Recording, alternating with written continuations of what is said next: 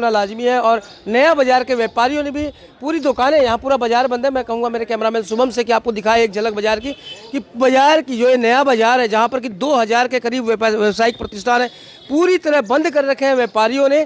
तो कहीं ना कहीं कह सकते हैं कि रोष तो है इस कानून को लेकर।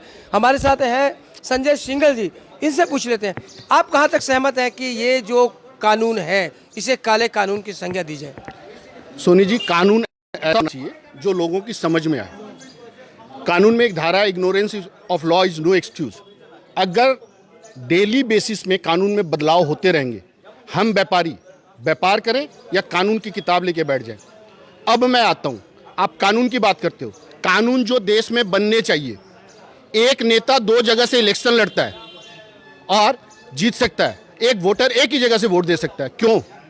जब वो वहां से सरेंडर करता है। आपने कानून बनाया कि अगर कोई पब्लिक प्रॉपर्टी को नुकसान करता है तो जो पब्लिक प्रॉपर्टी को नुकसान करेगा वो आंदोलन उसकी भरपाई करेगा। जो आदमी 2 जगह से चुनाव लड़के 2 जगह जीतता है, उस सब जगह सरेंडर करता है, तब वो जो सीट सरेंडर करता है उसमें गवर्नमेंट का जो खर्चा हुआ उस जीतने वाले कैंडिडेट से भरपाई क्यों नहीं की जाती है? हर कानून व्यापारी के ऊपर क्यों? व्यापारी जब एक दिन टैक्स देने में देरी करता है तो आप उससे पेनल्टी वसूलते हो, और जब आप उससे एडवांस लेते हो तो उसको वो डिस्काउंट क्यों नहीं दिया जाता? आप व्यापार का सरलीकरण की बात करते हो। ईज ऑफ डूइंग बिजनेस जब तक नहीं होगा, बिजनेस ग्रो नहीं कर सकता। अब आता हूं आपके जीएसटी के प्रावधान पे। जीएसटी का नंबर गवर्नमेंट देती है, व्यापारी किसी को जीएसटी का नंबर नहीं देता। जिस व्यापारी ने जीएसटी का नंबर लिया हुआ है, मैंने उस व्यापारी से माल मंगाया, मैंने माल की पेमेंट करी, मैंने उसके टैक्स की पेमेंट करी। जब मैंने माल की और टैक्स की पेमेंट उस व्यापारी को कर दी, ये जिम्मेवारी मेरी क्यों कि मैं उसकी रिटर्न की भरपाई करूं?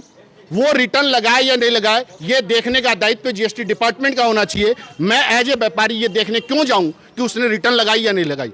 अगर वो रिटर्न नहीं लगा रहा है तो उसके ऊपर जो पैनल एक्शन लेना है वो लीजिए, नहीं तो मेरे को छूट दीजिए। मैं माल की पेमेंट उसको करूंगा, टैक्स की पेमेंट गवर्नमेंट को करूंगा। मेरे टैक्स चालान के बाद में वो माल सप्लाई होगा। आप ई-वे-बिल का प्रावधान है, पहले 100 किलोमीटर में 1 दिन की छूट थी, अब उसको बढ़ा के 200 किलोमीटर कर दिया गया। आपके खुद का इंफ्रास्ट्रक्चर ऐसा नहीं है कि एक गाड़ी 200 किलोमीटर एक दिन में तय कर ले। हर छोटे छोटे चीज़ पे व्यापारी को जिस हिसाब से पेनलाइज किया जा रहा है, उसको इसकी बजाय प्रोत्साहन देना चाहिए। प्रोत्साहन इन द सेंस, जो व्यापारी जितना टैक्स देगा उसको उतने रुपए की टर्म इंश्योरेंस मिलेगी, जो व्यापारी जितना टैक्स देगा उसको उसका मेडिकल इंश्योरेंस मिलेगा। मैं as a agent of government काम कर रहा हूँ, और अगर मेरी कोई गलती होती है तो एक कानून है, principal is always responsible for any act of agent. मैं गवर्नमेंट के लिए काम कर रहा हूं, मैंने व्यापारी से टैक्स संग्रह किया, मेरे ग्राहक से टैक्स संग्रह किया, उसको जमा दिया। जब मैं उसको जमा दे चुका हूं, अगर मेरे से कोई भूल चूक रहती है, मेरा प्रिंसिपल जिम्मेवार कीजिए ना। फिर संजय जी, आप बोल रहे थे कि सारे कानून लागू होते हैं, व्यापारियों पे ही लागू होते हैं, नेताओं पर लागू नहीं होते। नेताओं को आखिर नेता बनाता कौन है? आप ही लोग तो बनाते हैं, जनता ही तो बनाती है।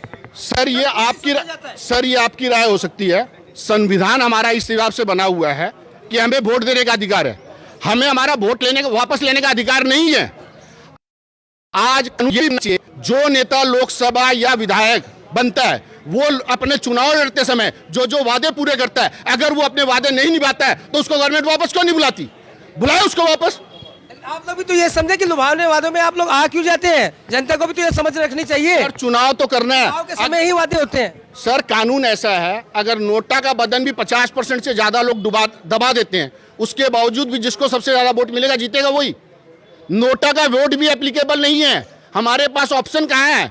अगर 80% जनता चुनाव में वोट नहीं देती है, जो 20% दी, उसी के आधार पर चुनाव हो जाएगा। तो मेन खामियां कहाँ नजर आती है आपको? कहाँ है खामियां?